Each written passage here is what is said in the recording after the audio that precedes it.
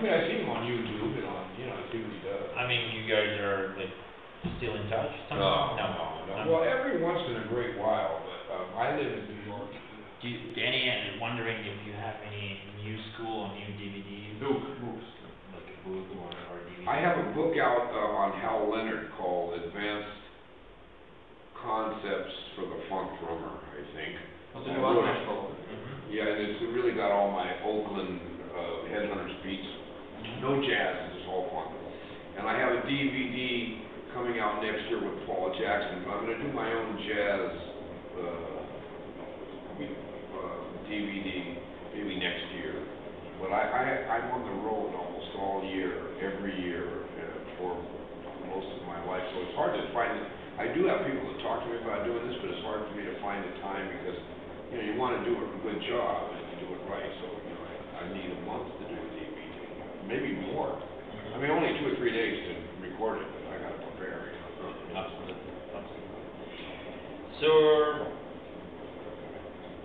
this is not your first time in Russia, No. and how did you find it? How do you like it? And how the tour was going so far? Well, the tour has been great. I think that my feeling is that the Russian people really love jazz music, and they really feel jazz music, and they really come out to. We drew 1,000 people the other night. I forget what city, because I don't remember the names. Every day, I'd fly somewhere and go to a. Some in Siberia? Yeah, exactly. But I like it very much. I like the people. I love Moscow. I love St. Petersburg, even though I've only been here a few hours. I love coming in. I was like, oh, yeah. Excellent. I like that. The driving on, they need to fix the roads, and the driving is not cool. And you know what I mean? You got to do a wreck, Yeah. There's a lot of tours going on in America for you right now?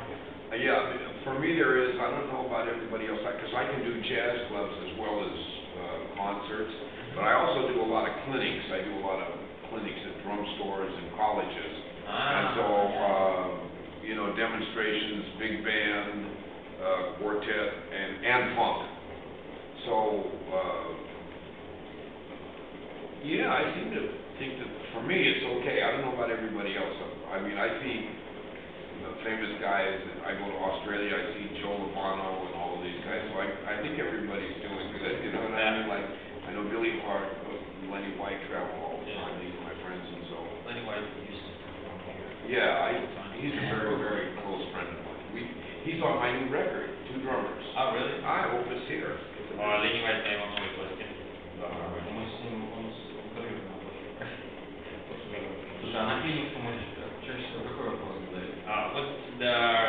What's the most open question that you have with me?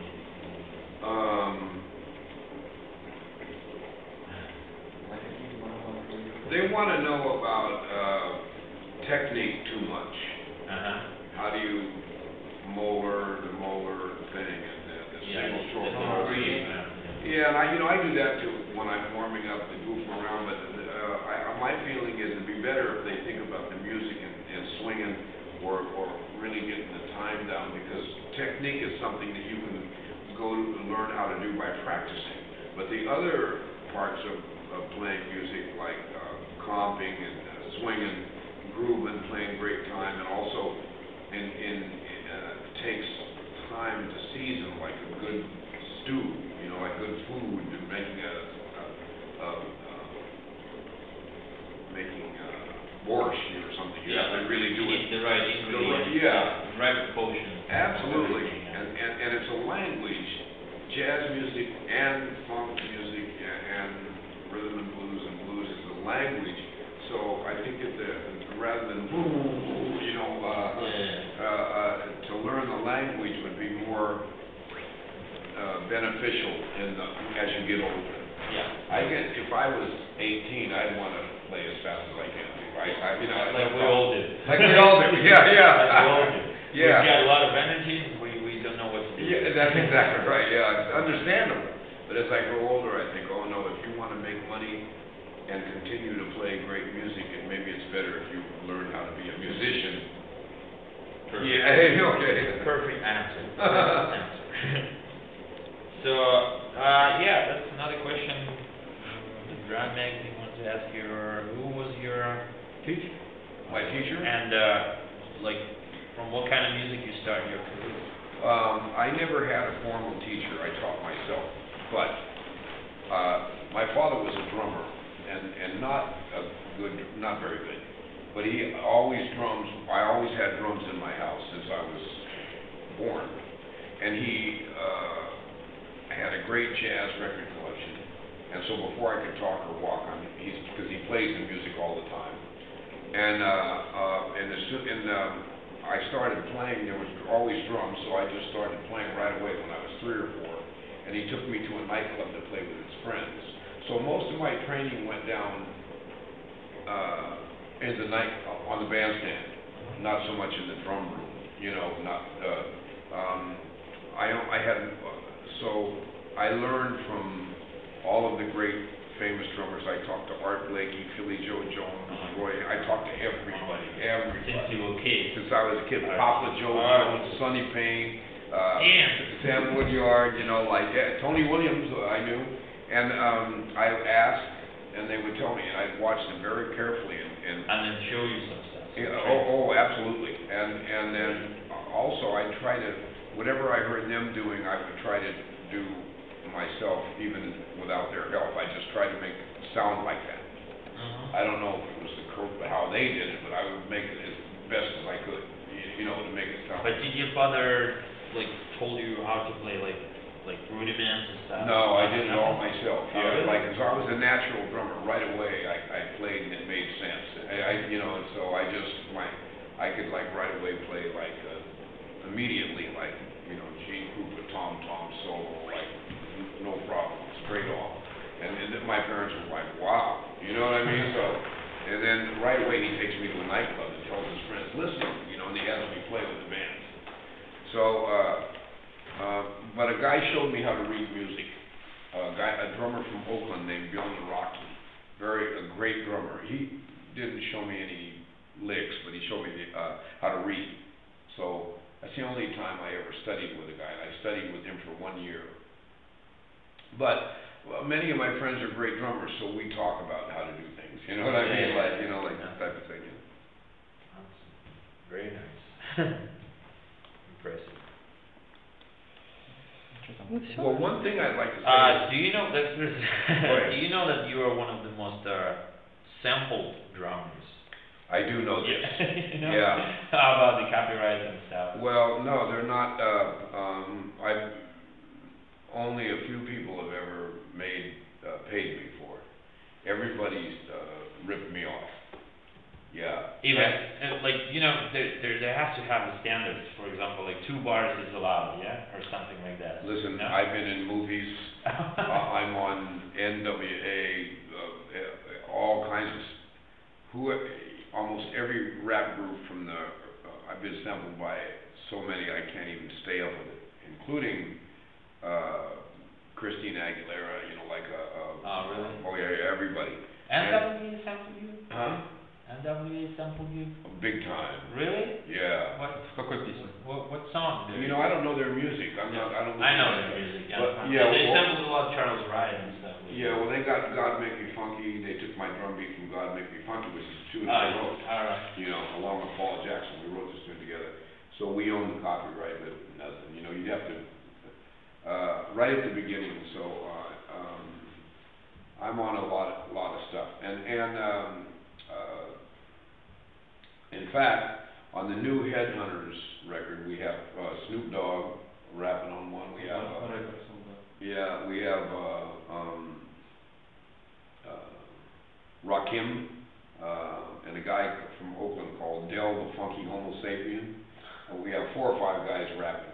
But I also have the organ record called Carnival of Soul. You can get this. I'd like it to be here in Russia. I brought 4 boxes and we sold out every night, 30 CDs, 40 CDs every night. Headhunters, the new record, did you bring it over here? No? Well, I did, but I sold them all. Oh, really? And they're supposed to send them here today. Oh, really? Yes. I don't know how to find them. I have to ask somebody, but they can find it online and Amazon and all of this thing. Его новая группа Headhunters, его основной проект. они записали вот этот последний альбом, там куча всяких рэперов. I'll find out in a minute when I, you know. Он сказал, что должен быть здесь этот альбом. А он с кем-то из них играет? То есть, если не Джаз, он играет? Ну, конечно, да, он играет со многими. But as you said before, Danny is just wondering if you play with some pop stars nowadays, or mainly it's your jazz things. Mainly jazz, and I play with a lot of funk stars throughout my life, but I don't play pop music. You know what I mean? I don't really like it. You know what I mean? It's like a. They don't invite drummers for the pop music project. They sample them. Yeah. It's not my favorite music, and I don't hang out with people that play that type of music. I hang out with jazz musicians, you know. So this is my favorite way to. I do know people in the industry that play that music, and I could probably make a lot of money if I, you know, early on I was asked by many people in the 80s and 90s to play big gigs, but I said no. You know what I mean? It's like. You know, I have played with many great jazz people, Tony Bennett, you know, Woody Shaw, Bobby Hutcherson, Pharoah Sanders, Vince Guaraldi I play with, and who's on every year they have the Charlie Brown Christmas special. I don't know if you see this over here. No. It's great music. I'm on a lot of it. I'm sure. Yeah. Anyway, you know. Do you have time? Can we still go on? I got a few more minutes, but I want to check on the CDs also. All right. We can continue after if you don't mind. Yeah, a little bit more now, and then because I'm a Buddhist and I chant. Herbie Hancock teaches me to chant. Nam-myoho Renge Kyo, and I want to chant for a few minutes before we. Пойдемте порепетируем. Buddhism. Мы можем еще немножко потрещать. Спроси про Хэнкока, как он долго с ним играл. How long was your playing with Herbie Hancock? 4.5 to 5 years. Почти 5. Tell us about it a little bit.